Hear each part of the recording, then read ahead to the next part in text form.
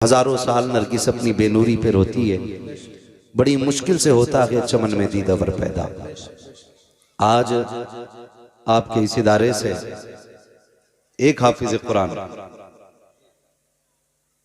फारिग हुआ, इंशाअल्लाह देखेंगे उलमाए अहले सुन्नत के हाथों से उसके सर पे दस्तारबंदी का वो पुरकैफ मंजर और वो सर पे अमामा पहनाना, ये सारे मनाजिर आपके सामने होने हैं। तो ये ख्याल रखें कि जिस तरह निकाहों में ना असल शादी में निकाह होता है, उसी तरह मदरसों के जलसों में असल दस्तारबंदी भी होती है। शादी में क्या होता, खाना खाया निकल लिए, दूल्हा के साथ चंद बड़े करीबी लोग रह जाते हैं जो बेचारे को कलमा सिखाने के लिए रह जाते हैं, जैसे मौत के वक्त तलकीन के लिए कुछ लोग होते हैं। हाँ जी, बाकी तो खा पी के सब चले ही आते हैं। तो जो असल चीज है बंदा उसे छोड़ के निकल जाता है। ख्याल करना है, दस्तारबंदी तक बैठे रहना है। जो लोग हमारे रह गए हैं, जिनकी नात भी होनी है, मौलाना मुनाजिर साहब अल्लाह सलामत रखे, जिनकी नहीं हुई है अल्लाह करे उनकी भी हो जाए, तो उनको भी इंशाअल्लाह सुनेंगे और सभी को हम इज्जत देंगे, इसलिए कि सारे हमारे क्या हैं, मेहमान, सारे हमारे मेहमान हैं। तो जो हमें सबसे बड़ी दौलत अता की गई वो कुरान है। आज तकलीफ इस बात की होती है कि कुरान कायनात को जीने का सलीका सिखाने के लिए आया था, लेकिन आज कुरान को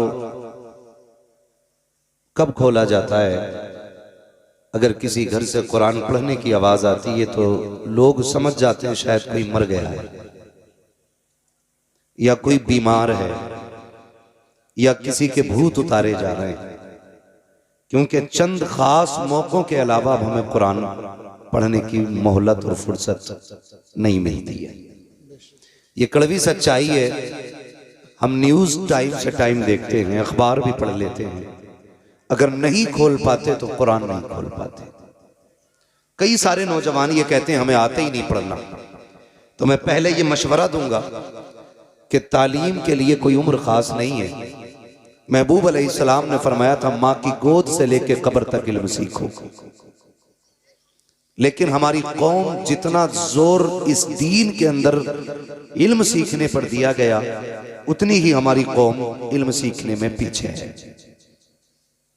आप अंदाजा लगाएं, कोई माँ बाप अपने बच्चे को हाई स्कूल पढ़ा लेते हैं ना तो कहते हैं बहुत पढ़ गया भाई अल्लाह, जबकि हाई स्कूल ये बुनियाद है आगे बढ़ने की, पहली सीढ़ी होती है कामयाबी की।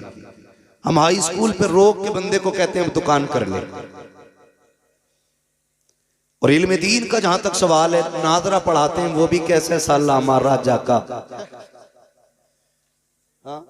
और माँ बहने अल्लाह माफ करे इन्हें कुरान पढ़ते सुन लो तो चक्कर आ जाए। दादी पोती बन गई, नानी बन गई, लेकिन अभी तक अलिफ लाम ज़बर अल है मीम ज़बर हम अभी हिज्जे ही चल रहे हैं, वो ही खत्म नहीं हुए पूरी जिंदगी में। याद रखिएगा एक बात जहन में बहुत पक्के तरीके से, कुरान पढ़ने का फायदा तब होता है जब कुरान को तजवीद से पढ़ा जाता है, और इसका फुकदान नीचे से लेके मिंबर तक है। कितने बड़े बड़े लोगों को मैंने देखा कि बड़ी पगड़ी वाले भी हैं, बड़े नाम वाले भी हैं, लेकिन खुतबा सुनो तो पसीने आ जाते हैं।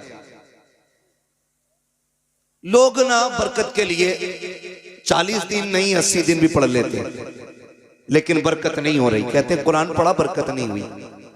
तो मसला कुरान में नहीं है, मसला आपके पढ़ने में है। पूछो इन उलमा से, असल चीज होती है कुरान को तलफ्फुज के साथ पढ़ना। कैसे? बाबा फरीदगंज शकर रहमतुल्लाह तआला अलैह बैठे, मदरसे के कुछ बच्चे निकले बर्तन लेकर के, आप बाहर बैठे थे, कहने लगे किधर जा रहे हो? का हुजूर चश्मे से पानी लेने के लिए जा रहे हैं। का चश्मा तो बहुत दूर है, ये कुआं करीब है, इससे क्यों नहीं भर लेते पानी? कहने लगे पानी तो इससे भी भर लेंगे, लेकिन इसका पानी खारा है, पीने में मजा नहीं आता। फरमाने लगे अच्छा भर के लाओ, मीठा मैं कर देता हूं। जब पानी भर के लाके रखा गया ना, आपने पढ़ा आवाज के साथ कुल वल्लाह शरीफ और दम कर दिया। बच्चे लेके गए, उस्ताद ने कहा इतनी जल्दी आ गए? कहने लगे जी। कहा पानी कहां से लाए? कहा कुएं से। कहा वो कुएं का पानी तो खारा है?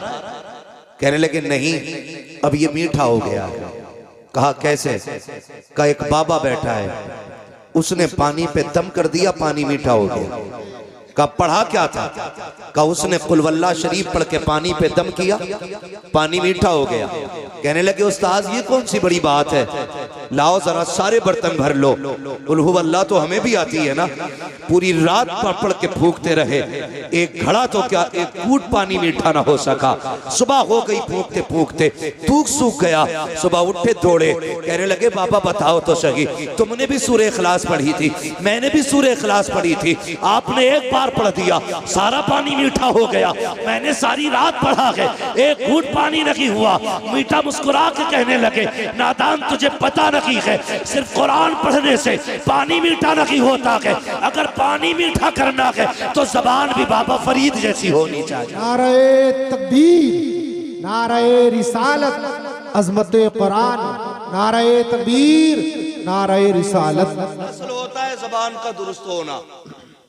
समझ गए मेरी बात? असल क्या होता है? जबान का दुरुस्त होना। मसाइल बड़े हैं हजरत। लोग हज करने जाते हैं, लेकिन गया था तब भी दाढ़ी नहीं थी, आया आप भी नहीं रख रहे। गया था तब भी डंडी मार रहा था, आया अब और लंबी करके डंडी मार रहा। क्या मतलब? मतलब वहां की जियारत में नहीं है, मतलब इसके अपने अमल में। बहुत गौर से मेरी बात सुनिएगा, मतलब इसके अपने अमल के अंदर है। कहा क्यों? मैंने कहा जरा सोच तो सही, अगर मदीने जाके भी तुझे हुजूर से इश्क ना हुआ तो बता किस शहर से इश्क की दवा लाएगा। अगर काबे के साए में खड़े होकर भी तुझे रोना नहीं आया तो बता कहां जाके अपने गुनाहों पे आंसू बहाएगा।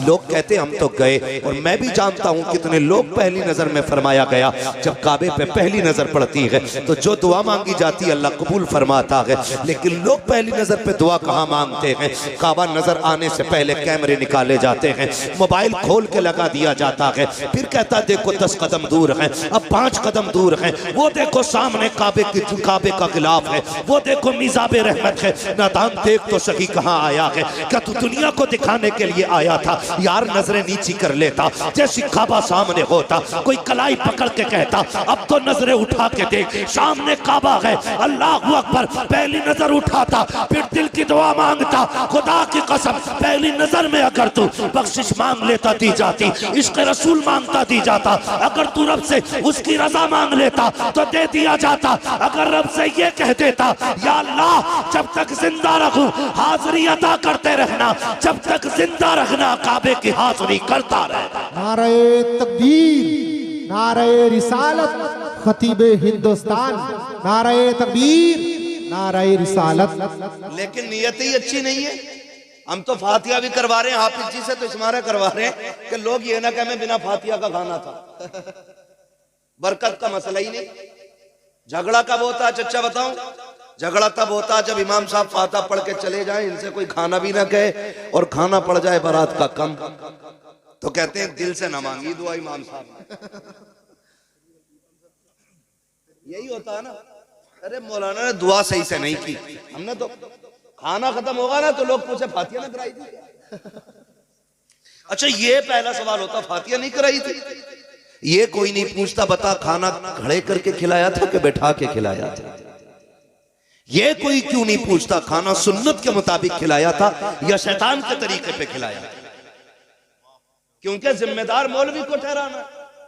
और आप बड़े अच्छे लोग हैं यहाँ तो माशाल्लाह इमामों की इज्जत भी होती है, मैं जानता हूँ, बड़े कदर वाले लोग हैं, अल्लाह सलामत रखे। और जो उलमा की इज्जत करते हैं ना अल्लाह उनकी नस्लों में आलिम पैदा फरमाता है।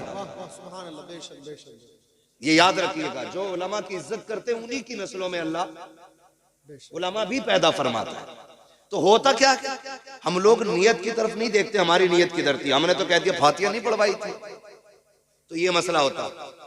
आपके बस्ती में मदरसा चल रहा है, खुद जरा दिल पे हाथ रख के ये फैसले करें बात सच्ची है तो फिर ठीक है, फिर अमल भी करने की कोशिश करनी है। हम जरा ये सोचें कि हम जो मदरसा चला रहे हैं, जो हम खाना वाना खिलाते हैं, तो पहले मदरसे के बच्चों को खिलाया जाता है या पहले खास मेहमानों को बुला के खिलाया जाता है? इस बात पे गौर करें। और अगर दावत की मैं बात करूं ना मौलाना, तो मौलवी के और पढ़ने वालों के लिए मैयत से पहले दावत ही नहीं होती।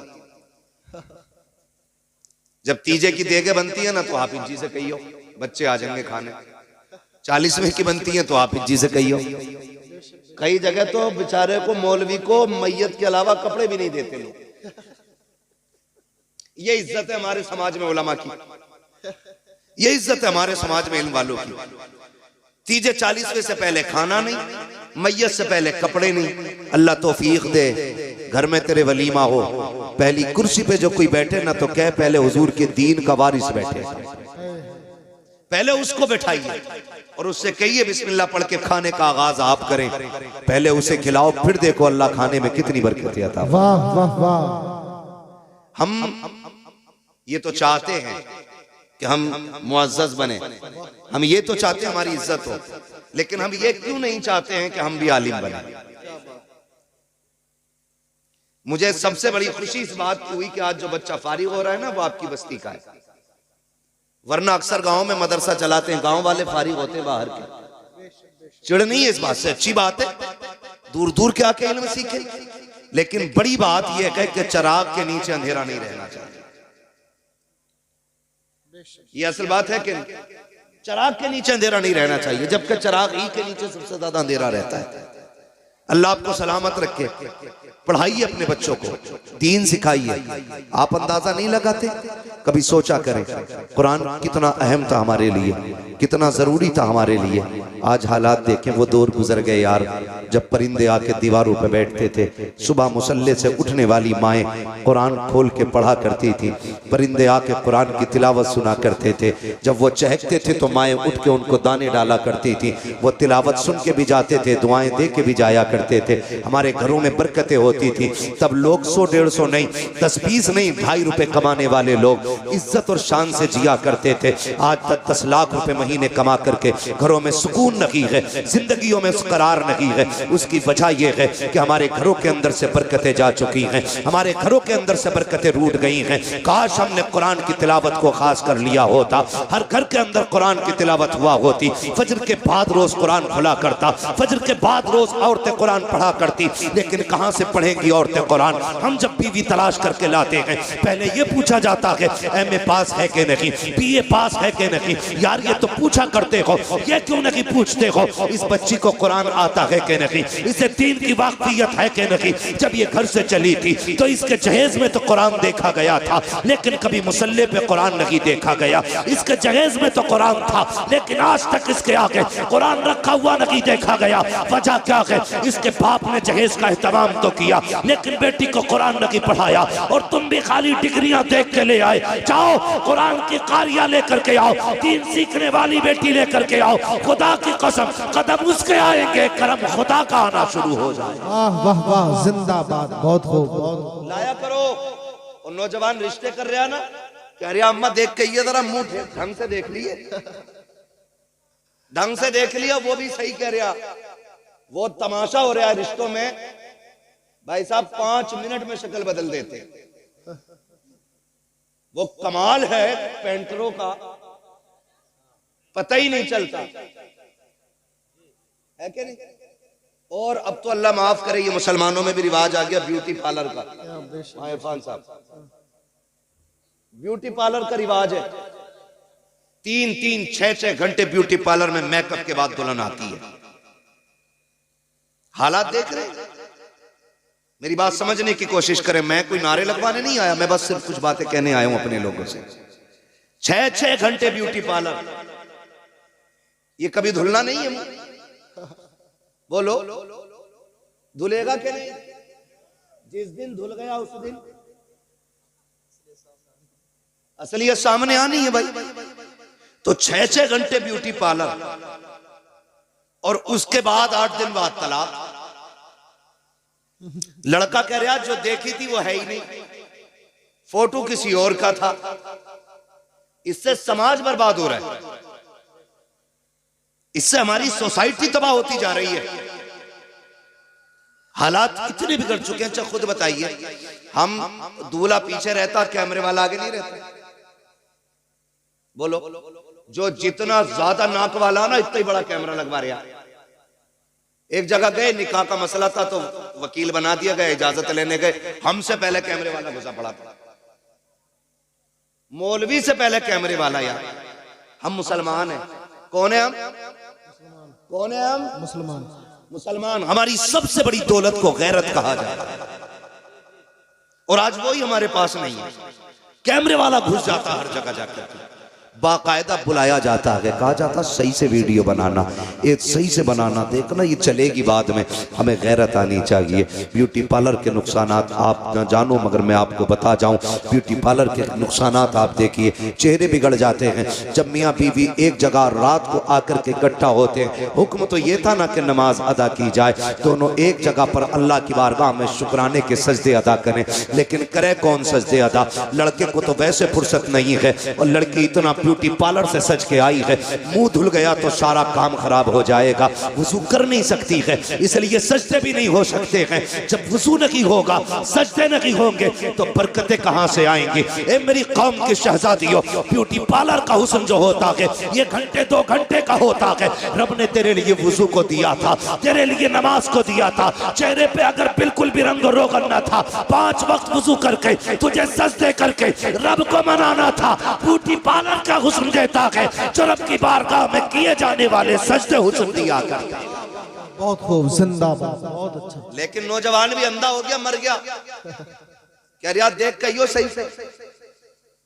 सही से देखियो। एक ने ना तो ऐसे करके देखा, रगड़ रगड़ के, ऑर्डर तो नहीं है। हालात देखो, ये क्या है मालूम है? ये दीन से दूरी है, दीन से दूरी। ये कड़वी सच्चाई है, ये हमारी दीन से दूरी है। तो रिश्ते भी अगर करते हैं ना तो हम डिग्रियां देख के करते हैं। कभी सिर्फ ये मत देखो, ये मत कहो अम्मा देख के आए ना तो ऐसा देख के आना रिश्ता कि वो उसका चेहरा अच्छा हो, उसकी नाक अच्छी हो, उसके कान अच्छे हो। ऐसे ऐसे तखय्युलात पैदा कर देते हैं। ये बीच में जो निकाह कराने वाले लोग होते हैं ना, अच्छी बात है रिश्ता कराना, लेकिन जरा हल्का हाथ रखा करो। आते ही कह रहा लोंडिया ऐसी देखी ना होगी जी तुमने। ये जुमला जब कह दिया ना लड़के के सामने तो उसके जहन में एक तस्वीर बन गई, लेकिन जब देखता है तो कहे हुए का बिल्कुल उल्टा। फिर यहां से नफरत पैदा हो जाती है, नफरत पैदा हो जाती है। तो ये बीच वाले लड़की ऐसी है कि देखी नहीं होगी, और लड़के की बात आवे तो लड़का 90,000 कमा रहा। अभी उसके अब्बा ने बताया कि इसी महीने डाले लखनऊ से कितने 90,000, और 3 महीने शादी को नहीं होते, लड़के का अब्बा मीटिंग लेके बैठ जा, समझाओ ये 2 रुपए नहीं कमा रहा। भाई ये शादी से पहले तो 90,000 कमा रहा था। तो मसला क्या होता? धोखा, फंसाना किसी को। भाई जो रिश्ता कराने वाले लोगों कितना मिल जाएगा? 500 रुपए और एक जोड़ा। गलत बोलोगे तो पूरी जिंदगी लानतें और मिलेंगे। और उधर से आके कह रहा 90,000 कमा रहा, तुम क्या दोगे? तो बाप होता, कहता यार चलो ठीक है 90 कमा रहा है तो हम भी 10 लाख दे देंगे। कहा ना जी 10 में बात ना चलेगी, उसका रिश्ता फला जगह से आ रहा है, 12 तो वही देने कह रहा है, तुम 15 दो। तो 15 कह करके तय कराया जाता है। और जब शादियां होती हैं, राज खुल के आते हैं, लड़की के बाप को पता चलता है ये तो निकम्मा निकला, फिर वो 15 में से 10 काट के 5 देता है। फिर जब लड़की ससुराल आया करती है, फिर जो तमाशे होते हैं, लड़का वाला कहता है लड़की से, उसका शौहर कहता तेरे बाप ने 15 का वादा किया था, 5 दे करके धोखा किया है। लड़की कहती है तू भी कोई दूध का धुला नहीं है, तेरे बाप ने भी 90 बताए थे। जब से मैं घर में आई हूँ 1 रुपया कमा के नहीं लाया है। गैरत आनी चाहिए। क्या नतीजा निकालोगे इससे? अगर माशरे को सुखी रखना चाहते हो, झूठ ना बोला करो, सच बोला करो। और ये कभी तलाश ना करना 90,000 कमाने वाला हो, 1 लाख कमाने वाला हो। लड़का ऐसा तलाश करो कि भले 100 रुपए कमा के लाए, हलाल के लेके आए, किसी का हक मार के न लाए, किसी का दिल दुखा के न लाए। अल्लाह ऐसा कादिर मुतलक है, अगर हलाल कमाने वाला होगा अल्लाह 100 में भी 1 लाख की बरकतें अता फरमा दे। वाह वाह वाह, जिंदाबाद, बहुत खूब। मतलब नहीं है डाकू हो चाहे मगर 1 लाख ला रहा हो। हाँ, मगर अल्लाह भी ऐसा कादिर मुतलक है, लाओ कौन सा डाकू लाओगे निकाल के बड़ा बनेगा। 1 फोड़ा कमर में निकाल देता है, 1 फोड़ा जमीन बिकवा देता है। एक थोड़ा सा जमीन बिकवा देता है, वरना तुम नहीं जानते। बुरा ना मानना। अमीर अक्सर कैसे जाते? Brain tumour, brain haemorrhage, cancer, फालिज। गरीब बुखार आया, निकल ली, सिरसाम हुई, निकल ली। ये सस्ते निबट जाते। खुदारा रब से रिस्क हलाल मांगो। और दुल्हन देखो तो पढ़ी लिखी, दीनदार, और दामाद देखो तो वो भी दीनदार। अब तो लोग ना बुंदे वाला दामाद ज्यादा पसंद करते। हाँ, बुंदे वाला दामाद। क्यों भाई, ये ज्यादा काबिल है क्या? क्या मसला बुंदे वाले का? दाढ़ी में कट निकले हुए। हाँ, अब कट तो हजरत अल्लाह माफ करे, एक तो बिस कपड़ा बनवाए फिर जाता सब। बिस कपड़े हैं बहुत सारे, पीछे से बिस कपड़ा पूछ उसकी। हाँ, दूर से देखने में लग रहा कोई जानवर बैठा है इसके सर पे, और बड़ा अच्छा मुस्कुराता हुआ रहा। मैंने शर्म करिया। और दाढ़ी में एक ने ऐसे कट मारा जैसे इसके टांके भरे हुए। जैसे पुरानी चोट होती है ना, तो कभी कभी पुराने निशानात चोट के ऐसे होते हैं कि बाल ही नहीं जमते। ऐसा मारा कट दाढ़ी में। मैंने कहा एक्सीडेंट हुआ होगा, यहां से फट गया होगा। करीब से देखा तो मुड़े हुए थे बाल। हालात है। दमाद किसका? बब्बन का, छन का, जुम्मन का। यही मसला चल रहा है। यार एक बात तो सुनो, और लड़कों तुमसे भी गुजारिश है, ज्यादा मालदार ससुर भी मत ढूंढना। दोनों बातें मैं असल बात कह के जा रहा हूं। दीनदार लड़की तलाश करो, मगर रिश्ते अल्लाह माफ करे, कह रहा बड़े लोगों में इसलिए रिश्ता किया ताकि थोड़ी सी अपनी भी दैल हो। और वो भी कह रहे दामाद ऐसा होना चाहिए जो चले तो कुछ धमक होनी चाहिए। इतना धमकदार ढूंढ लिया, ससुर खुद परेशान है। फिर कह रहा तावीज दे दो, उसकी दमक से ससुर परेशान। का ऐसा दामाद चाहिए जिसके सामने कोई ना टिके। अब ससुर भी सामने टिकने तैयार नहीं, बीवी भी सामने टिकने तैयार नहीं। मारा मारा फिर रहा तावीजों के लिए। क्यों लगा रखे हो ये चक्कर? तुमने एक फैसला गलत किया है। दीनदार तलाश करना था घराना, अल्लाह रसूल से प्यार करने वाला ढूंढना था दामाद। तुम्हें ऐसा दामाद ढूंढना था जो 5 वक्त का नमाजी हो, इसलिए कि जो अल्लाह का हक अदा कर सकता है वो तेरी बेटी का भी हक अदा कर सकता है। और जो रब से नहीं डर सकता वो अपने ससुर से कैसे डर सकता है? सुभान अल्लाह, सुभान अल्लाह। बहुत खूब, जिंदाबाद। कहने अरे हाफिज जी हैं खाली, हाफिज जी को लोनिया ना दे, हाफिज जी हैं खाली, मर के देख यही हाफिज जी का माल। हाँ जी, दुआएं मांगा करो अल्लाह नस्लों में आलिम पैदा करे। ये खुशनसीबी होती है जिसकी नस्ल में आलिम पैदा हो जाता है। वरना जिन घरानों में आलिम नहीं होते ना, तो हालात देखते हो, सर में दर्द हो तो पानी मौलाना से पढ़वा के लाओ, बुखार हो तो पानी इमाम साहब से पढ़वा के लाओ, और दम निकलने लगे। अल्लाह सबकी रूह निकालने के मामलात आसान फरमाए। इतना मुश्किल होता है वहाँ मुनाजिर साहब, इतना मुश्किल होता है कि जब रूह निकलना शुरू होती है ना, तो टखनों में अटकती है, घुटनों में अटकती है, कमर में जाकर रुक जाती है, फिर सीने पे आके जब रूह अटकती है तो बड़ा मुश्किल मंजिल होता है। मुश्किल मंजर होता है जब रूह सीने में आके अटक जाती है। जब गले पे जाके रूह का काम रुकता है ना, खुदा की कसम मैंने लोगों को जमीन से तड़प में उठते हुए देखा है, तड़पते हुए देखा। फिर कहते हैं लाओ कोई गिलास उठाओ, मौलाना से पानी पढ़वाओ। बच्चा गली गली घूम रहा है लेकिन कोई पढ़ने वाला नहीं मिल रहा है। कोई मिल भी गया का जल्दी पढ़ दो, अब्बा का इंतकाल होने वाला है, रूह नहीं निकल रही है। पानी पढ़ दिया गया, बच्चा लेकर के आ गया, लेकिन पानी हलक के अंदर गया ना गया। बड़ा मुश्किल मंजिल होता है। क्या कि अच्छा हो कि तेरा बेटा अगर कुरान का कारी हो, आलिम दीन हो, रूह निकलने का काम शुरू हो, इधर ये कुरान पढ़ना शुरू कर दे। खुदा की कसम जहां जहां रुकने का मंजर रूह का आएगा, जो मकाम रूह के ठहरने के हैं, जब उन पे पहुंचेगी और तेरा बेटा यासीन की तिलावत करता होगा, फरिश्ते कानों के अंदर मुबारकबादियां देते होंगे, रूह कैसे निकल जाएगी पता भी नहीं चलेगा। इधर कुरान की तिलावत होती रहेगी, उधर जन्नत का सफर आसान हो जाए। नारे तकबीर, नारे रिसालत, जश्ने दस्तार बंदी, नारे तकबीर, नारे रिसालत। कुरान के आदी बने, पढ़ेंगे इंशाअल्लाह कुरान, सारे बोले इंशाअल्लाह। और जिन्हें पढ़ना नहीं आता वो कुरान देखने की आदत डाले। हर घर में कुरान होगा कि नहीं? होगा कि नहीं? हर घर में, हर घर में कुरान। और कुरान का मामला तो ये कि बंदे 5 है तो मोबाइल 8 है। बंदे 5 है, कुरान 2 ही रखे, और वो भी नहीं खुलते कभी। और मोबाइल 2 मिनट कोई भी अपना मैं हूं आपको छोड़ के दिखा दे, मिलेगा ही नहीं फ्री। जिसके हाथ लग जाएगा वही चलाना शुरू कर देगा। लेकिन कुरान दो रखे, कोई खोलने वाला नहीं। जहेज में कुरान आ जाए तो सास कहती है कुरान तो कई अट्ठे, इसे मस्जिद में पहुंचा दो। फ्रिज को संभाल के रखेगी, टीवी को संभाल के रखेगी, गाड़ी को साफ कराएगी, सारी चीजों पे सफाई कराएगी। कुरान की बारी आ गई, मस्जिद में पहुंचा दो, दोइयां उन्हें कोई ना खोलता। ये गैरत की बात है। जब कुरान घर में रखने की जगह ना हो, समझ लेना कयामत आने वाली है। ये है हमारा कुरान से प्यार, ये है हमारी कुरान से मोहब्बत कि हमारे घर के अंदर कुरान के लिए जगह नहीं रही। क्या कुरान कहता नहीं होगा मालिक ये मुझे खोलते तक नहीं है, ये मुझे पढ़ते तक नहीं है? कुरान सिर्फ तीजे 40वें तक के लिए था। कुरान तो शऊर जिंदगी देने के लिए आया था। कुरान से इश्क करो, यहाँ भी सिला देगा, वहाँ भी सिला देगा। आओ तुम्हें बताऊं, अल्लाह अकबर। एक बहुत बड़ा शराबी था, बहुत बड़ा शराबी, इतना बड़ा मशहूर शराबी था कि इंतकाल हुआ, कोई दफन करने उसको नहीं आ रहा था, कोई हाथ लगाने उसको नहीं आ रहा था। रिश्तेदारों ने यह सोचा अगर दफन नहीं किया गया तो इसकी लाश सड़ जाएगी, बदबू फैलेगी, चलो उठा के कब्रिस्तान के गड्ढे में डाल आओ।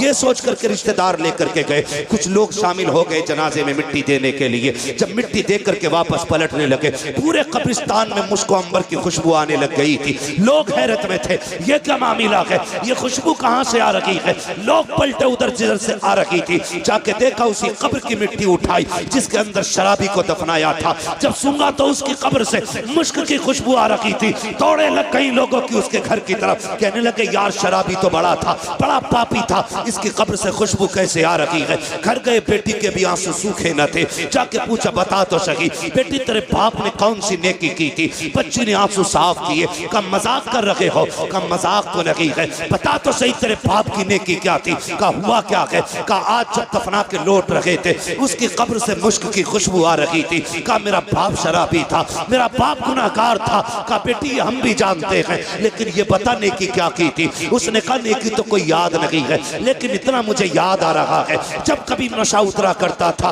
तो मेरा बाप गुस्ल करता था, वुजू करके गुस्ल करके खुशबू लगा के आता था, और ये जो सामने कुरान रखा है वो इसको उठा के गोद में लेके बैठ जाता था। मेरे बाप को कुरान पढ़ना नहीं आता था, लेकिन जब कुरान खोलता था तो रोना शुरू कर देता था। कहता था मेरे मालिक मुझे तेरा कुरान पढ़ना नहीं आता, मैं वो बदनसीब बंदा हूँ जिसे कुरान की तिलावत नहीं आती। का ये कहता रहता, रोता रहता, और कभी कभी तो इतना बेकरार हो जाता कि उंगलियां रखता आयतों पे और कहता मालिक ये मैं नहीं जानता ये क्या लिखा है, लेकिन जो भी लिखा है सच लिखा है। ये क्या कहा गया है मुझे नहीं पता है, लेकिन जो भी तूने कहा है सच कहा है। का इतना मुझे याद है लोगों की चीखें निकल गई, कहने लगे वाह रे मालिक, अगर कुरान से प्यार करने वाला तेरा इतना प्यारा हो सकता है तो कुरान पढ़ने वाला तेरा कितना प्यारा हो सकता है। नारे तकबीर, नारे रिसालत, अजमत कुरान, नारे तकबीर, नारे रिसालत। भाई कम से कम अगर कुरान पढ़ना नहीं आता तो कुरान को देख के चूम लिया करो, चूम लिया करो, उसकी जियारत किया करो, उसे सीने से लगाया करो। तुम कुरान को अपना दोस्त बना लो, कब्र और हश्र में कुरान तुम्हें अपना दोस्त बनाएगा। सारी जन्नत में जाना चाहते हैं ना, मैं हाथ नहीं उठवाऊंगा क्योंकि हर मोमिन की ख्वाहिश जन्नत है। और मेरे हुजूर ने फरमाया था जब भी हाथ उठा करें तो अल्लाह से जन्नत मांग लिया करो, ये जन्नत मांग लिया करो। तो हर बंदे की ख्वाहिश जन्नत में जाना है। सबसे सच्चे साथी को कुरान कहा जाता है, और यही हम नहीं पढ़ते है। जिसे देखो चौराहे पे इतनी लंबी जीभ निकाल के बातें करता, और कई बार तो कई जगह ऐसा हुआ, एक जगह जाना हुआ, पता चला हो कि मुक्तदी तो इमाम साहब के फोटो खींच ले करे सजदे में, कि देखो जी पैर हिल गया था तुम्हारा। कम थोड़े ही फोटो खींच के दिखा रहे तो कोई यकीन ना तो तुम्हें देखो, अरे यार तू सजदा कर रहा था कि फोटो खींच रहा था। अपने अपने अमल के बारे में सोचे, अपने अमल के बारे में हर बंदा ये सोचे यार मेरे अमल बेहतर होने चाहिए। हर शख्स की ये ख्वाहिश होनी चाहिए मेरा अमल बेहतर होना चाहिए। कोशिश ये किया करो कयामत के दिन मैं बख्शा जाऊं, मेरा काम बन जाए। लेकिन मसला ये नहीं है, हमने जो जिंदगी समझी है ना, हम तो ये सोचते हैं जिसके पास गाड़ी है, बंगला है, वही कामयाब है। नहीं, जिसके सीने में कुरान की मोहब्बत है वो बड़ा कामयाब है, बड़ा कामयाब है। फरमाया गया जब हाफिज कुरान का जनाजा उठता है ना, अल्लाह हुक्म देता कब्र को, खबरदार मेरे कुरान का हाफिज आ रहा है, एक बाल को भी हाथ ना लगा देना। जमीन वादा करती है मालिक मुझे तेरी इज्जत की कसम, जैसा मेरे सीने में आएगा वैसे ही कयामत के दिन पेश कर देंगे। ये इज्जतें किसे मिल रही हैं? कुरान वालों। लेकिन कुरान भी आसानी से नहीं आता, बड़ी मेहनत होती है कुरान पढ़ने पढ़ाने की। हम लोग तो ये सोचते हैं ना 100 रुपए दे दिए और काम हो गया हाफिज जी। ये मदरसा चलाने वालों से पूछो कितनी मेहनत से मदरसा चलता है। खुदा की कसम, मदरसे के मुतवल्ली को, सेक्रेटरी को अपने बच्चों की इतनी फिक्र नहीं होती है जितनी मदरसे की फिक्र होती है। ये यकीन कर लीजिएगा आप मेरी बात का, इतनी फिक्र नहीं होती अपने बच्चों की जितनी मदरसों के बच्चों की फिक्र होती है। तनख्वाह की फिक्र होती है, महीने के खर्च की फिक्र होती है। लेकिन कुछ लोगों को यही फिक्र रहती है इसे फंसावे कैसे। ये भी एक फिक्र रहती है इन्हें फंसाया कैसे जाए, ये सबसे बड़ी फिक्र लगी रहती है। और हिसाब लगा रहे, हाँ निशान मार के कहेगा कैसा प्लास्टर कराया, ये कैसा प्लास्टर कराया है, छुट गया, सस्ता वाला करा दिया होगा। मगर हालात हमारे क्या, हमारे घर की एक लाइट फ्यूज हो जाए ना तो 1 घंटे के अंदर मिस्त्री आएगा और ठीक करके जाएगा। मस्जिद मदरसों की लाइटें बंद हुए महीने बीत जाते हैं, कोई देखने नहीं आता। ये कड़वी सच्चाई है, महीने बीत जाते हैं कोई देखने नहीं आता। मैं तो सलाम करूंगा उस बाप को जिसने बेटे को कुरान का कारी बनाया है। वो माए मुकद्दर वाली है जिन माओं ने अपने बेटों को हाफिज बनाया। वो बहन नसीबों वाली है जिसने ऐसे भाई को रोटी खिलाई कि जिसने कुरान की दौलत अपने सीने में उतारी है। और ये देखना, ये सारे लोग इसके बदले में इंशाअल्लाह जन्नत में जाएंगे।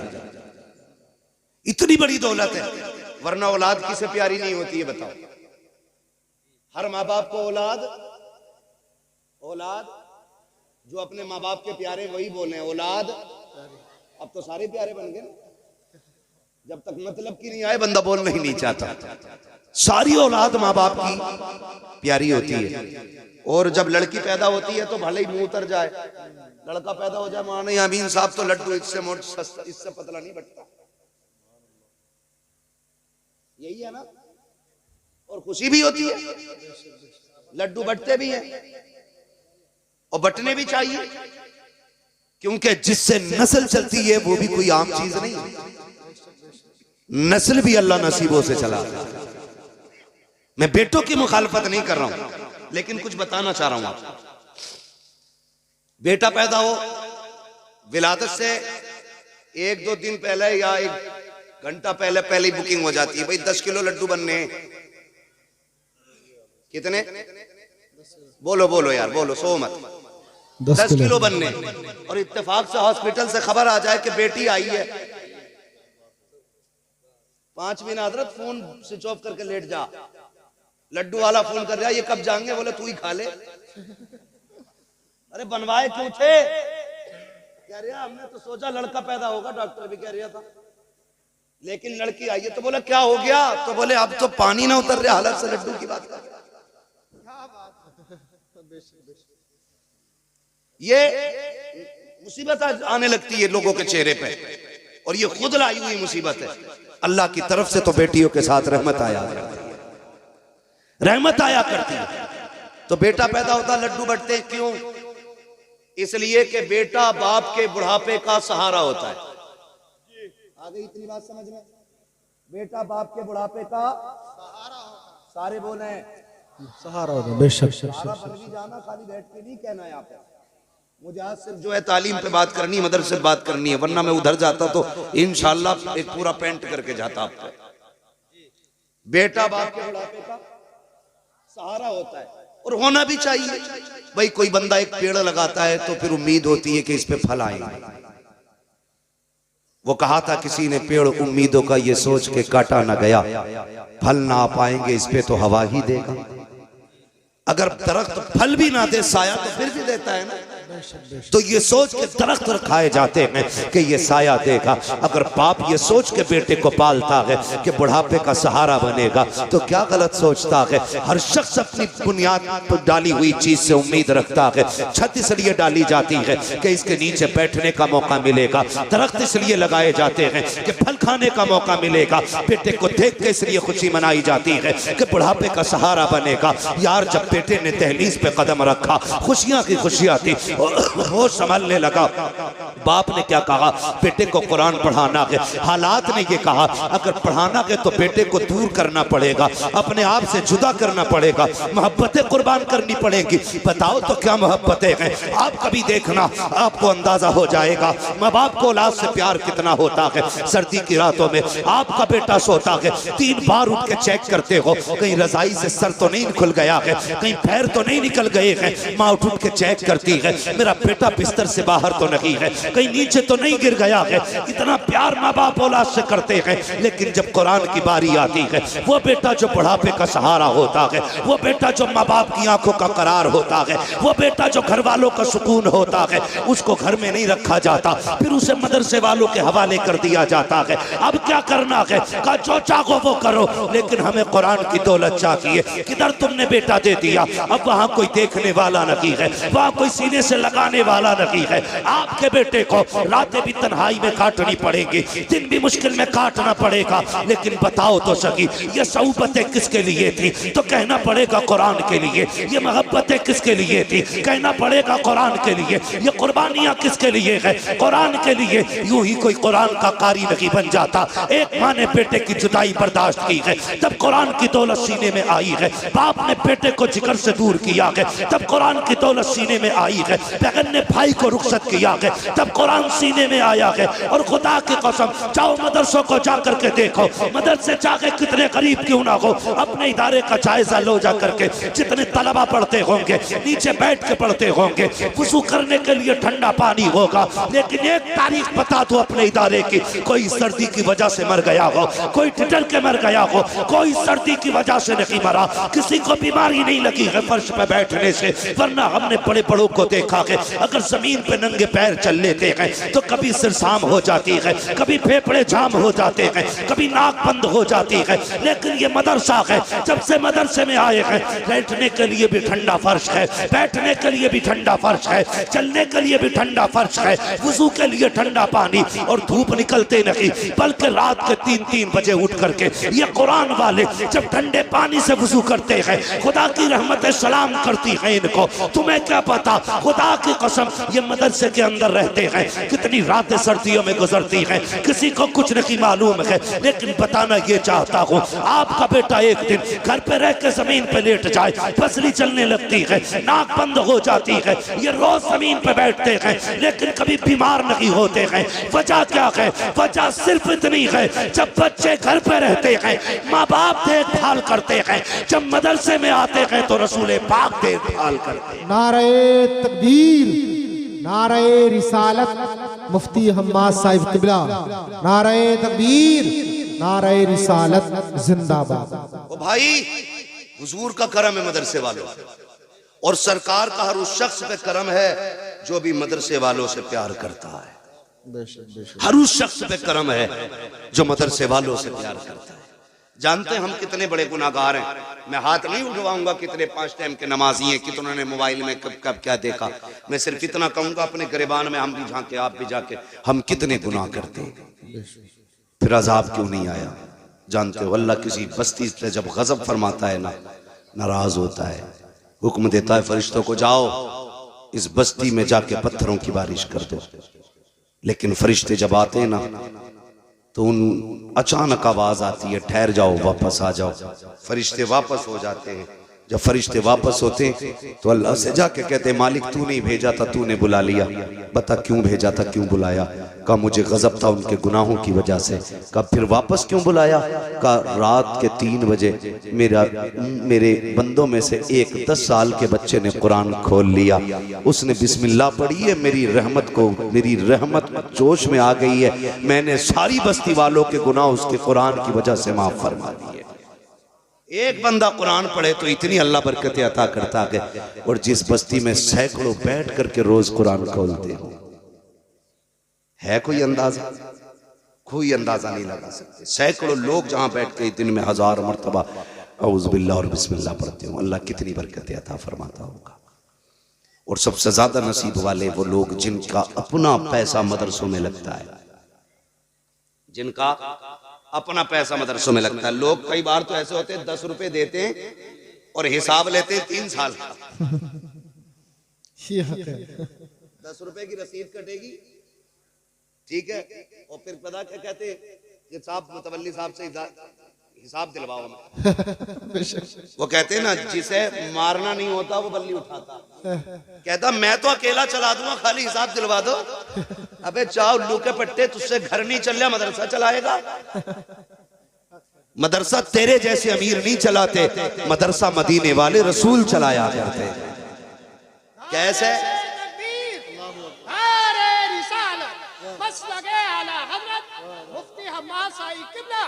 ख्वाजा का हिंदुस्तान, हिंदुस्तान का चलिए कोई बात नहीं, नाराज माशाल्लाह, अल्लाह सलामत रखे। कोई बात नहीं बच्चे, जिसे कोई इज्जत ना दिया करे उसे आप सब इज्जत दिया करें। ये नहीं, कुछ नहीं होना चाहिए, सारे ही अल्लाह के बंदे। अगर इसका दिमाग थोड़ा लूज है तो इसका मतलब ये नहीं है कि तुम जिब्रील हो गए हो। सब अल्लाह की कुदरत है। किसी को ज़हीन बनाया उसने, किसी को कुछ दिया, ये सब उसकी कुदरत के करिश्मे। बंदे सारे ही अल्लाह के होते हैं, तो थोड़ा सा जरा कंट्रोल किया करें, ठीक है जी। तवज्जो है आप लोगों की जो मैं कह रहा था आपसे। तो वो हिसाब लेता जो 10 रुपए देता है, और जिसका काम दीन की खिदमत होता बेचारा वो मुंह से ही नहीं बोलता, वो मुंह से ही नहीं बोलता, बेचारा काम करे जा रहा। वो क्या कहता, यार मेरा काम देना था मैंने दे दिया, अब ये क्या करेगा ये जाने और अल्लाह जाने। यही होता है ना। और हालात अल्लाह माफ करे, लॉकडाउन लगा था तुम्हारे गांव में,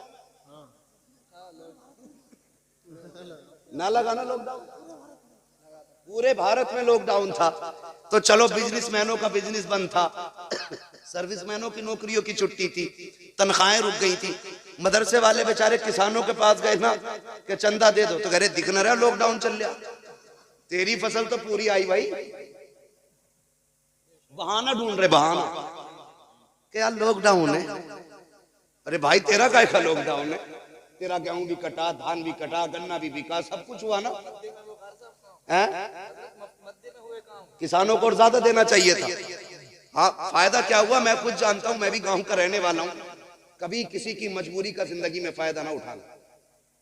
जब लोग मजदूरी करने वाले लोग थे, शहरों में काम बंद हो गए ना, तो जमींदारों ने 50-50 रुपए में उनसे नलाइयां कराई हैं।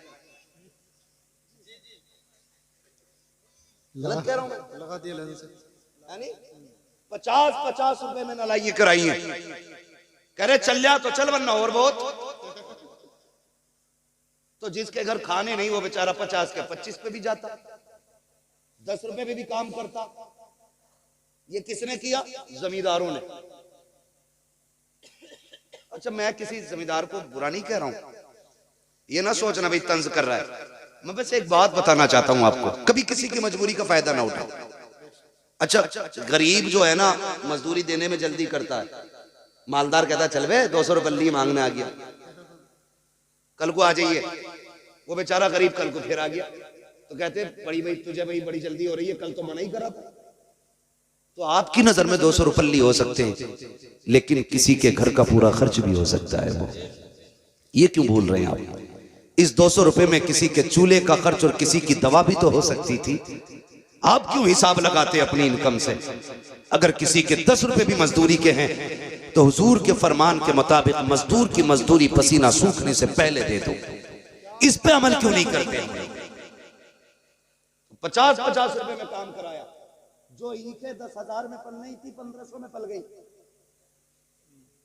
हाँ, और नलाइयां डट के हुई, नले नलाए खेतों में लोग जाके बैठ रहे थे। गन्ना इतना मोटा होता तो इतना हुआ, ये हुआ था लॉकडाउन में। लेकिन मदरसे वालों से हमने फिर भी यही क्या, लॉकडाउन चल रहा, लॉकडाउन चल रहा। लोगों ने कई बार लोग कहते हैं, सुनो मैं आज कह रहा हूं, लोग कहते हैं बीमारी लग गई, हवा ऐसी चली है, ऐसा वायरस है, गन्ना मारा जा रहा है। मैंने कहा तुमने नहीं जाना, लॉकडाउन लगा था तो तुमने खड़ी खेतियों में तूने के फायदे कमाए थे, लेकिन अल्लाह रसूल को भूल गए थे। आज उसने खड़ी खेतियों में आग लगाई है, कोई बचाने वाला नहीं है। कड़े खेत के गन्ने बर्बाद कर दिए, कोई देने वाला नहीं है। जाओ दावे के साथ कहता हूँ, सुख के दिन आए या दुख के दिन आए, खुदा को याद रखा करो, वो तुम्हारे खेतों की भी हिफाजत करेगा, तुम्हारी जेबों की भी हिफाजत करेगा। बेशक बेशक बेशक। जब मरने लगते हैं तो अल्लाह याद आता, जब कसरत होती है तो मेरी नलाई से हुआ, ये तो खाद डाला था तो हुआ इतना गन्ना। लेकिन जब वो लेता है तो खाल उधेड़ देता है, और जब देता है तो छप्पर फाड़ के देता है, बेहिसाब अता फरमाता है। इसलिए खुदारा सबसे अच्छी तिजारत है अपने रब से तिजारत करो। किससे? अपने रब से तिजारत करो। अगर चाहते हो कि आपकी दुनिया भी कामयाब रहे, आखिरत भी, तो फिर अल्लाह से तिजारत करो। और अल्लाह से तिजारत क्या? वो फरमाता है तुम्हें 1 दो, मैं तुम्हें 10 दूंगा, 10 दूंगा। और मैं तो, रब तो ये कहता मैं जितना चाहूं उतना दे दूं, मगर हम अल्लाह से तिजारत नहीं करते। हम तो पार्टनर ढूंढते, कर्रा वाला है भाई, ठीक है, अच्छी फर्म है, कर लिया और वही डुबकी मार गया पैसा। अल्लाह से तिजारत करो, अल्लाह से तिजारत करो, अपनी कमाइयां ना दीन के कामों में लगाओ। कब्रिस्तान जाते हैं, कब्रिस्तान बोले हैं, डरो मत यार, मैं कोई नमाज जनाजा पढ़ाने थोड़ी आया। कब्रिस्तान जाते हैं ना, जो नहीं जाते हैं उन्हें 4 लोग लेके जाते हैं, जो खुद जाते हैं वो लौट भी आते हैं, जिन्हें लेके जाया जाता वो लौट के नहीं आते। हाय गाफिल वो क्या जगह है जहां 5 जाते हैं 4 फिरते हैं। समझ गए? जाया करो। कब्रें देखिए, हर तरह की होंगी, ऊंची भी होंगी, नीची भी होंगी, बैठी हुई भी होंगी, गली हुई भी होंगी, ऐसी भी होंगी जिन पे कपड़े पड़े रहते हैं, ऐसी भी होंगी जिन पे कोई मिट्टी डालने भी नहीं आई। कोई गारंटी है हमारे मरने के बाद ये जितनी हमारी नस्लें हैं ये कब्र पे ही बैठी रहेंगी? सोचो जरा, सोचो, गारंटी है कोई? जब हम ही नहीं जाते अपने परदादा की कब्र पे तो हमारी औलाद चली जाएगी। आने वाला दौर और नाजुक दौर है यार, कोई नहीं आने वाला। इसलिए अपनी आखिरत का इंतजाम खुद कर जाओ। किसको करना है? खुद करना है। आखिरत और कब्र का इंतजाम हमें खुद करना है। लल्ला का इंतजाम कर दिया, मरने के बाद बीवी का इंतजाम कर दिया, मरने के बाद बच्चों का इंतजाम कर दिया, मरने के बाद अपना भी कुछ किया। इस धोखे में रहते हैं कि लल्ला आएगा शबे कदर में बख्शवा देगा, शबे बारात में आएगा बख्शवा देगा। लेकिन हकीकत क्या है जानते हैं? शबे कदर में भी आगा सिर्फ अगरबत्ती या मोमबत्ती जला के निकल लेगा, इससे ज्यादा कुछ नहीं करेगा। हम सुन्नियों के अंदर क्या, अब तो कब्रिस्तान में लाइट लगाई जाती है और लोग आते निकल लेते हैं, आते निकल लेते हैं। अंदर से अगर मुर्दों की आवाज सुन पाते तो वो कहते हैं एक बात बताओ, ये लगाई क्यों है? ये तो तुम्हें उजाला दे रहे हैं, हमारे लिए क्या किया तुमने? अंदर के लिए कुछ किया? कुछ लोग कहते हैं जा भाई ड्यूटी लगाते हैं, तू भाई मेरे बाप की कब्र की घास खोदी है ये, मतलब जो राहत मिल रही थी ना हरियाली से वो भी खुदवा दी, वो भी खुदवा दी। कुछ तो चूना फेर देते। ऐसी भी हमने कब्रें देखी हैं अपने सुन्नियों में, चूना फेर देते हैं अब्बा की कब्र पे। क्यों? छठी हो रही है अब्बा की, हाँ कब्रें साफ हो रही हैं, लाइटें लगा दी। और भाई जरा सोच तो सकी, एक नहीं 1 लाख लाइटें ऊपर लगा दो, अंदर कोई फायदा नहीं पहुंचने वाला।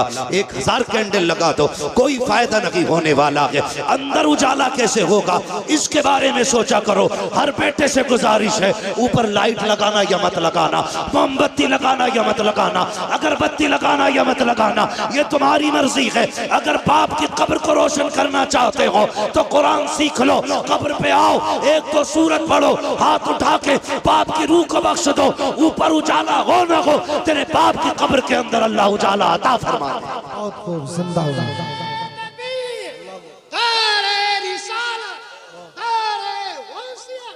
मसलके आला हजरत उलमाए सुन्नत दायरे हैदरी। तवज्जो है आपकी? तो अंदर का इंतजाम करो। जब मर जाते हैं ना लोग, हमारी देखो कुछ फहमी, मर जाते हैं तो कह मेरे अब्बा बहुत अच्छे थे। बोला क्यों? कि एक बार ना कुत्ते को पकड़ कर पानी पिलाया था। एक ने की याद है इसे अपने अब्बा की। और कह रहा मेरे अब्बा बहुत अच्छे थे। एक कह रहा मेरे अब्बा बहुत अच्छे थे। क्या हुआ? कि मेरे अब्बा ने ना, एक आदमी नंगे पैर जा रहा था, उसे जूते दे दिए थे। बस एक ने की याद है।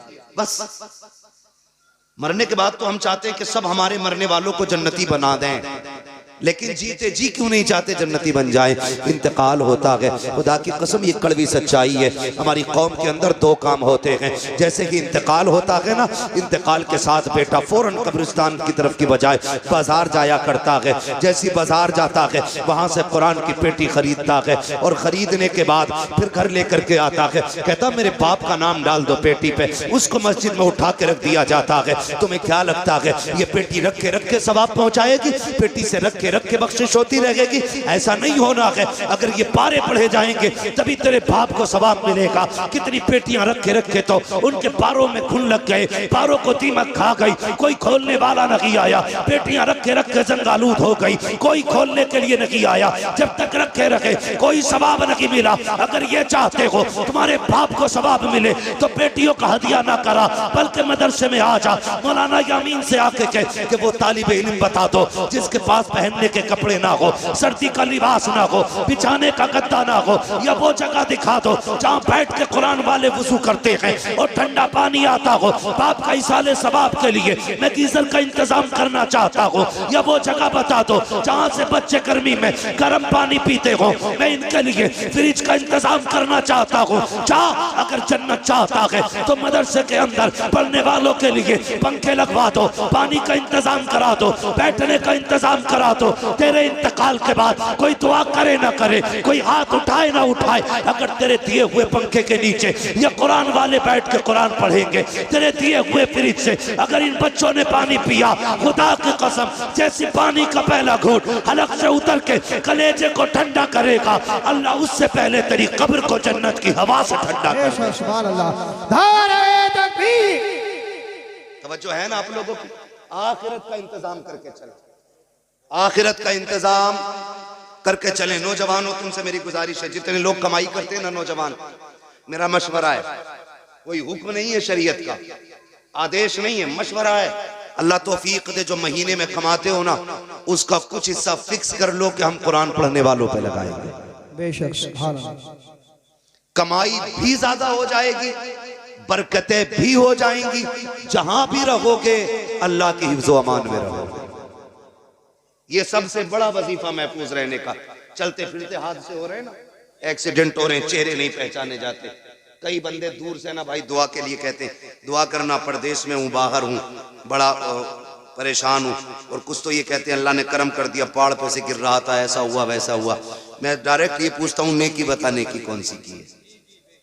तो अक्सर बचने वालों के पीछे कुरान वालों की दुआएं नजर आया करती हैं। नौजवानों ये काम कीजिए आप, इंशाअल्लाह ये आखिरत तक के लिए नेकी हो जाएगी और इंशाअल्लाह ये मगफिरत का जरिया भी बनेगा। करेंगे इंशाअल्लाह, करेंगे इंशाअल्लाह। आपका ये महबूब इदारा, इसने आपको हाफिज कुरान दिया। अब कितने लोग अपने माँ बाप से प्यार करते हैं, जरा बताएं हाथ उठा के। सारे ही करते हैं ना माशाअल्लाह। जो नहीं करते अल्लाह उन्हें भी मोहब्बतों की तौफीक अता फरमाए। ठीक है, अब मेरी आपसे एक गुजारिश है और एक मैं बतौर मशवरा एक बात कहूं। माँ बाप ने हमसे आज तक कुछ नहीं मांगा, जिंदा हैं या चले गए, लेकिन हमसे कीमत नहीं मांगी उन्होंने अपनी परवरिश की, हमसे उजरत नहीं मांगी उन्होंने हमसे इस बात की कि हमने तुम्हें पाला सिला दो। मांगा उन्होंने? कभी नहीं मांगा ना। आज मैं मशवरा देता हूं, जो लोग ये चाहते हैं अल्लाह इस हमारी परवरिश के नतीजे में हमारे माँ बाप को नेकियां दे या जन्नत दे, उनसे मेरी गुजारिश है आज कोई बंदा सबसे पहले उठे जो अपने इस इदारे के ताउन के लिए अपने माँ बाप के नाम से या अपने किसी भाई बहन के नाम से सबसे पहला ऐलान करे। है कोई नौजवान जो सबसे पहले उठे? कोई भी बंदा माशाल्लाह। हमारे भाई 1000 रुपए, क्या नाम है भैया? नन्हे भाई। नन्हे भाई की जानिब से 1000 का ऐलान है माशाल्लाह। अल्लाह सलामत रखे। सबसे पहले उठने वाला हाथ हमारे भाई का नाम है मोहम्मद एहसान भाई की जानिब से 500 रुपए है। कोई और बंदा भाई जल्दी से जरा मुझे शजरा भी सुनाना, मेरे भाई ने पर्चा दे दिया था, ठीक है, लेकिन शजरा सुनाऊं बाद में माशाल्लाह। 5000 सुभान अल्लाह। नारे तकबीर, हाथों को बुलंद करके बोलिए नारे तकबीर, नारे रिसालत, जश्न दस्तार बंदी उलमाए सुन्नत। इस भाई की जानिब से 5000 रुपए सुभान अल्लाह। बोलो मेरे भाई 2000 रुपए। क्या नाम भाई का नाम बताओ जरा। मेहरबान भाई की जानिब से 2000 रुपए सुभान अल्लाह। बोल दो यार सुभान अल्लाह। सुभान अल्लाह। अनीस भाई अभी 5000 सबसे ऊपर सुई है। मेहरबान भाई 2000। डॉक्टर मुनाजिर हुसैन माशाल्लाह इन्होंने 500 रुपए का ऐलान किया। अल्लाह इनकी सुइयों में बरकतें अता फरमा दे। हाँ माशाल्लाह। है भाई और बंदा कोई जल्दी से जरा उठे। मैं कोहरुए में कोर बापू में बोल रहा हूँ भाई, यहाँ के पैसे वाले भी मशहूर है। उठे भाई और कोई बंदा। मैं नामवरी के लिए नहीं, मैं हुजूर के घर की बात की है मैंने। है कोई और बंदा जल्दी से। मशवरा कर रहे हो, करो मशवरा जरा जल्दी से। उधार वाले नहीं, उधार वाले भी चाहें तो लिखवा सकते। आज के दौर में मैसेज पहुंच जाएगा घर पे। क्या कितने?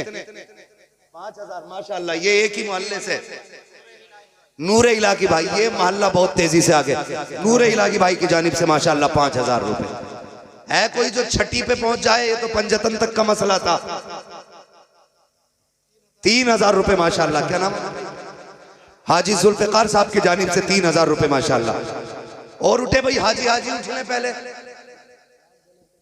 है कोई और हाजी साहब भाई? जल्दी से बोले। देखो हजरत अबू बकर सिद्दीक का नाम सुनते तो वाह वाह बहुत कहते हैं। कहते हैं उन्होंने सब कुछ दे दिया था। अरे माशाल्लाह भाई तू कब देगा यार, है ना मसला। है भाई और लोग? माशाल्लाह हाजी रिजवान साहब की जानी से 1000 रुपए। और कोई हाजी साहब हैं कोहरुए में जो यहां बैठे हो?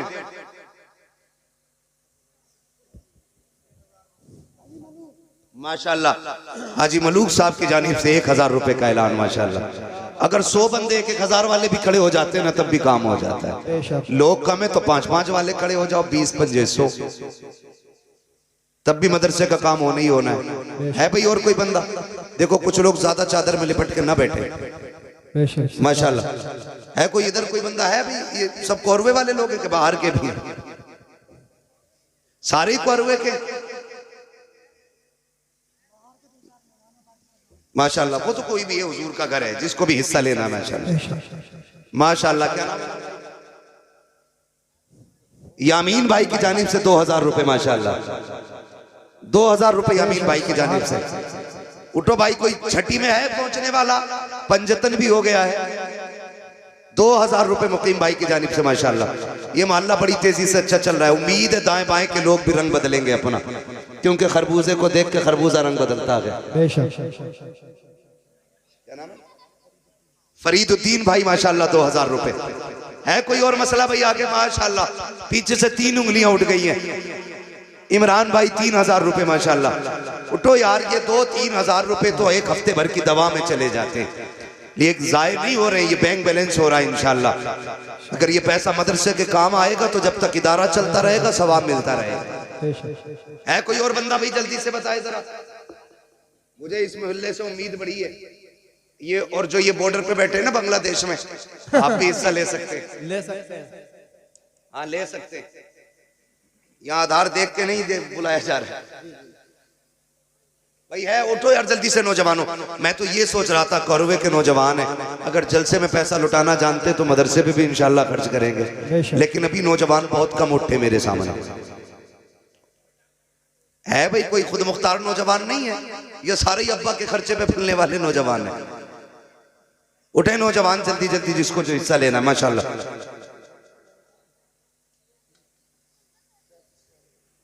करा दी जाए दस्तारबंदी? जी अभी नहीं, अभी इंतजार किया जाए। चलो भाई, माशाल्लाह ये देखो नौजवान, अल्लाह इस नौजवान की जवानी को सलामत रखे। 1000 रुपए, क्या नाम है भैया?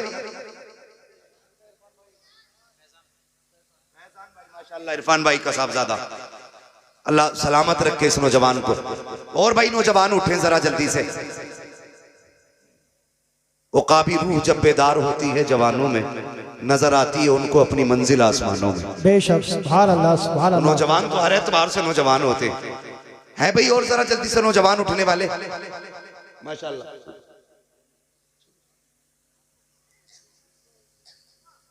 बोले जरा, मैं ना तो सबका मुंह देखूंगा।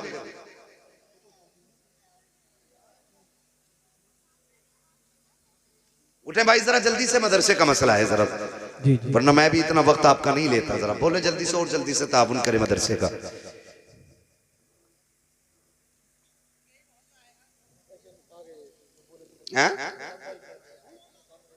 बड़ाइयों का मोहल्ला तो यहाँ तो रखना रहते हैं क्या?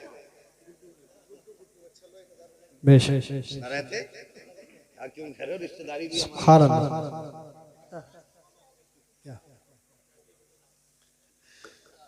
माशाल्लाह ये देखो नौजवान मेरा भाई बिलाल, 1000 रुपए पेश किए। अल्लाह इनको हुजूर के बिलाल का सदका अता फरमाए।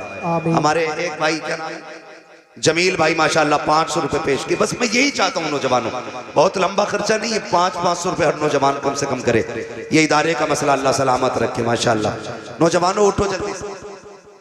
क्या बात। 6000 रुपए माशाल्लाह। देखो छठी का चांद भी दिख गया है और भाई भी छठी के नाम से उठ गया। महराज भाई ना, महराज भाई ने 6000 रुपए गरीब नवाज की निस्बत से पेश की इस बार। बेशक, क्या बात। एक और नौजवान उठा मेरा भाई, सुभान अल्लाह।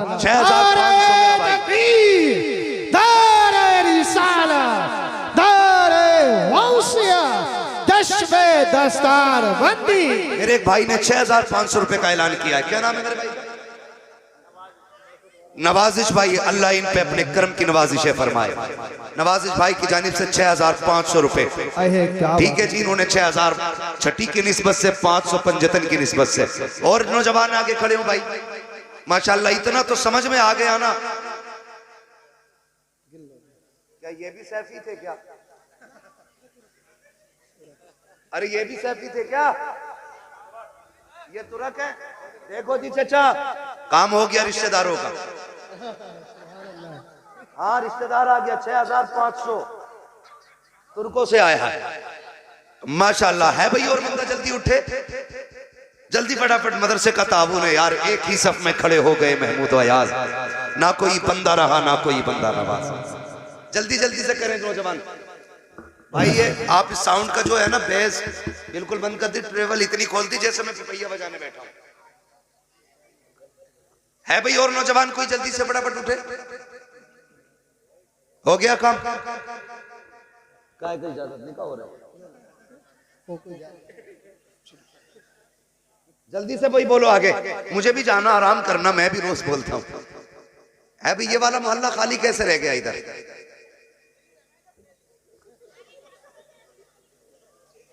ये मैंने एक बात पहले कह दी, एक ही सफ में खड़े हो गए महमूद अयाज, ना कोई बंदा रहा ना कोई बंदा नवाज।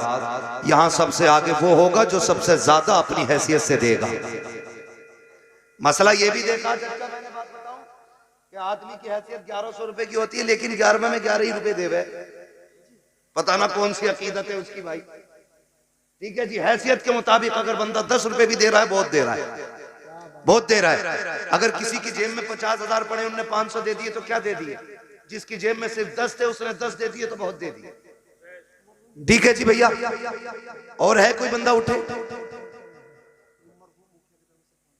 माशाल्लाह मरहूम मुखिया साहब की जानिब से 500 रुपए पेश किए गए। अल्लाह उनकी कब्र में अपनी रहमतों गुफरान की बारिश फरमाए। ठीक है, अब उम्मीद करता हूं इंशाल्लाह जो रह गए हैं वो मरने से पहले एक बार जरूर हिस्सा ले लेंगे। हाँ मैं वो जिसका जो मसला है ना वो अपना कर ले। अब ये कोई कैद नहीं है, 500 से नीचे कोई नहीं आए। जिसकी जो मर्जी है वो मदरसे का ताउन करे। ये मदरसे जो अल्लाह और उसके रसूल के करम पे चलते हैं, याद रखिएगा हम और आप लोग ही खड़े होते हैं मदरसों के दाएं बाएं। गुड्डू भाई माशाल्लाह 500 रुपए पेश किए, अल्लाह ताला कबूल क्या फरमाए। बात है। हमारे गुड्डू भाई ने 500 रुपए पेश किए माशाल्लाह। इरशाद भाई की जानिब से 500 रुपए पेश किए गए माशाल्लाह। शाहिद भाई की जानिब माशाल्लाह। मरहूम इख्तियार हुसैन की जानिब से 1000 रुपए। वो मरहूम खुश नसीब होते हैं जो अपने पीछे ऐसे लोग छोड़ के जाते हैं जो मरने के बाद भी उनका काम करते हैं। हाँ, वरना बाप की दौलत पे डांस तो सभी करते हैं, लेकिन मरने के बाद उनके इसाले सवाब के काम बहुत कम करते हैं। बहुत कुछ करते हैं तो हम बरसी में बस 2-4 मिनट फाथा करते हैं, बाकी कुछ नहीं। अल्लाह तौफीक दे तो अपने मरहूमीन की जानिब से जरूर इसाले सवाब के लिए इदारे में हिस्सा लें। क्या नाम है मेरे भाई का? मोहम्मद जुनैद भाई की जानिब से 500 उठे भाई, हो गया काम। जरा कहते हैं या रसूल अल्लाह। ऐसे शजरा नहीं सुनाऊंगा, नमाज जनाजा पढ़ ली जाएगी। जोर से बोलो सुभान अल्लाह। सुभान अल्लाह। ये आगे वाले लोग बोलते हैं जरा सुभान अल्लाह। माशाअल्लाह माशाअल्लाह। क्या ये हमारे मौलाना इसरारुल हक साहब की जानिब से वालिदा के इसाले सवाब के लिए 1100 रुपए माशाअल्लाह। वालिदा के इसाले सवाब के लिए अल्लाह ताला इनकी वालिदे मरहूम को करवट करवट जन्नती नेमत अता फरमाए। आमीन तो कही दो अल्लाह के बंदो, आमीन आमीन माशाअल्लाह। वालिदा की जानिब से तो कह रहा हूं मैं, वालिदा को अल्लाह, मैंने पहली वालिदा का ऐलान किया था। ठीक है कोई बंदा हो गया काम? जरा बोलते हैं फिर सुभान अल्लाह। सुभान अल्लाह। माशाअल्लाह, अल्लाह खैर करे। कोई बात नहीं है, अल्लाह ताला बरकत दे।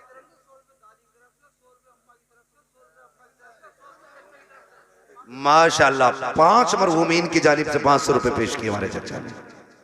हाँ, अल्लाह ताला सलामत रखे इनको और इनके मरहूमीन को जन्नतुल फिरदौस में मकाम रफी नसीब फरमाए। चलें आगे, जरा कह दें या रसूल अल्लाह।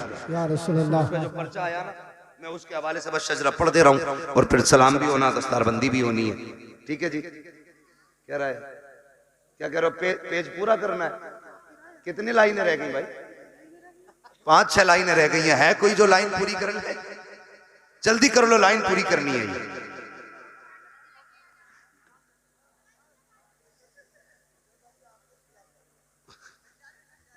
अभी धीरे धीरे पैसे लाएंगे। उम्मीद करूं कि 2-3 मिनट में ये 4 लाइनें पूरी हो जाएंगी माशाअल्लाह। अल्लाह सलामत रखे माशाअल्लाह। ये देखो साजिद भाई, मोहम्मद साजिद माशाअल्लाह 500 रुपए। सुभान अल्लाह माशाअल्लाह। अल्लाह हमारी इन माँ बहनों को, हाँ जो जिसका मसला है वो अपना हैसियत से अपना ताउन करे मदरसे का, वरना औरतों ने तो अपने कान नाक के जेवर तक उतार के दे दिए दीन के लिए। वो अपने अपने जज्बात के ऊपर बात होती है ना। ठीक है, तो जिसका जमन करे। एक दूसरे का मुंह क्यों देख रहे हो भाई? अपनी जेब देखो। हम जो है ना, हम लोग ये हिसाब लगाते रहते हैं कि साहब बस गोश्त आजा, कल का चाहे कुछ हो ना हो, बिना बोटी के रोटी नहीं चलती है। नहीं है माशाअल्लाह। मुकीम भाई ने पहले 2000 दिए थे, 1000 और अपने वालिद की तरफ से पेश कर रहे हैं। सुभान अल्लाह। अल्लाह ताला वालिद मरहूम को इनके जन्नतुल फिरदौस में मकाम रफी नसीब फरमाए। क्या नाम है मेरे भाई का, इसका नौजवान का? उधर ही दे दो। महमूद अली भाई माशाअल्लाह 500 रुपए। हाँ, अल्लाह सलामत रखे। महमूद अली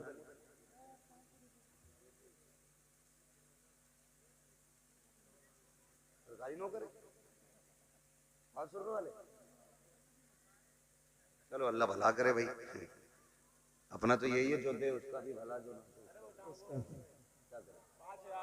माशाअल्लाह। नारे तकबीर, हाथ उठाकर बोलिए नारे तकबीर, नारे रिसालत, जश्न दस्तार बंदी उलमा। माशाअल्लाह हाफिज एहतशाम साहब के भाई, इन्होंने 5000 का ऐलान किया। अल्लाह सलामत रखे। जब भाई उठा है तो फिर और भी तो रिश्तेदार होंगे हैं? तो खाला जब दावत में कम ना रहती तो पैसे देने में कम थोड़ी रंगी। खाला मामू नानी सभी का हिस्सा होना चाहिए ना। हमारे एहतशाम हाफिज साहब के भाई ने इसमें हिस्सा लिया माशाअल्लाह। अल्लाह ताला कबूल फरमाए। तुमने दे दिया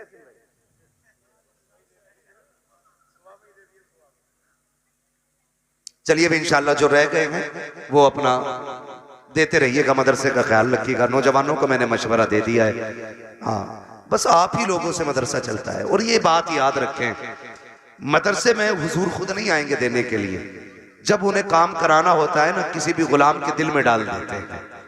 जेब हमारी है, कब्जा मदीने वाले का है, सीधी सी बात है। जो दे रहा है ना वो अपनी मर्जी से नहीं, हुजूर की मर्जी से दे रहा है। अब खुद सोचिए, जिससे दिलाया गया है वो भी नसीब वाला है। बस मैं शजरा पढ़ना चाहता हूँ, जरा कह दें आप सुभान अल्लाह। सुभान अल्लाह। अब जरा सोइए मत, आखिर में जाग जाइए और बोले जरा सुभान अल्लाह। अभी आप बोल नहीं पा रहे भाई, बोले सुभान अल्लाह वरना सलाम पढ़ लें। सुभान अल्लाह। ये सामने वाले लोग बोलते सुभान अल्लाह कहने में बेटे तुम सिर्फ जमीन से बात करो, सुभान अल्लाह कहने में बेइज्जती नहीं होती। ये नहीं है सुभान अल्लाह कहना छोटे लोगों का काम, बड़े लोग नहीं कहेंगे।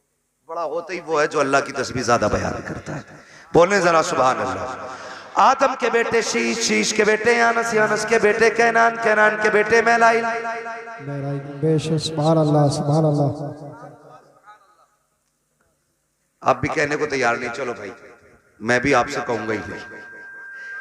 आदम के बेटे शीश, शीश के बेटे यानस, यानस के बेटे कैनान, कैनान के बेटे मैलाइल, मैलाइल के बेटे ब्यारत, ब्यारत के बेटे इदरीस, इदरीस के बेटे मुतवशिक, मुतवशिक के बेटे लमकनेक नाम, लमकनेक नाम के बेटे नूह, नूह के बेटे शाम, शाम के बेटे जुल्हाद, जुल्हाद के बेटे शालेक, शालेक के बेटे आबिर, आबिर के बेटे दाता, दाता के बेटे रावा, रावा के बेटे सारू, सारू के बेटे नाखुर, नाखुर के बेटे तारिक, तारिक के बेटे इब्राहिम खलीलुल्लाह, इब्राहिम खलीलुल्लाह के बेटे इस्माइल ज़बीहुल्लाह, इस्माइल ज़बीहुल्लाह के बेटे केदार, केदार के बेटे वाम, वाम के बेटे हमल, हमल के बेटे साबित, साबित के बेटे सलमान, सलमान के बेटे रहीसा, रहीसा के बेटे इलियासा, इलियासा के बेटे औद, औद के बेटे हव्वा, हव्वा के बेटे अदनान, अदनान के बेटे मोहित, मोहित के बेटे नदान, नदार के बेटे मुदिर, मुदिर के बेटे इलियास, इलियास के बेटे मुदरिका, मुदरिका के बेटे खदीमा, खदीमा के बेटे किनाना, किनाना के बेटे नदर, नदर के बेटे मालिक, मालिक के बेटे फहर, फहर के बेटे गालिब, गालिब के बेटे लुई, लुई के बेटे काब, काब के बेटे मुर्रा, मुर्रा के बेटे किलाब, किलाब के बेटे कुसई, कुसई के बेटे अब्दे मनाफ, अब्दे मनाफ के बेटे हाशिम है, हाशिम के बेटे अब्दुल मुत्तलिब है, अब्दुल मुत्तलिब के बेटे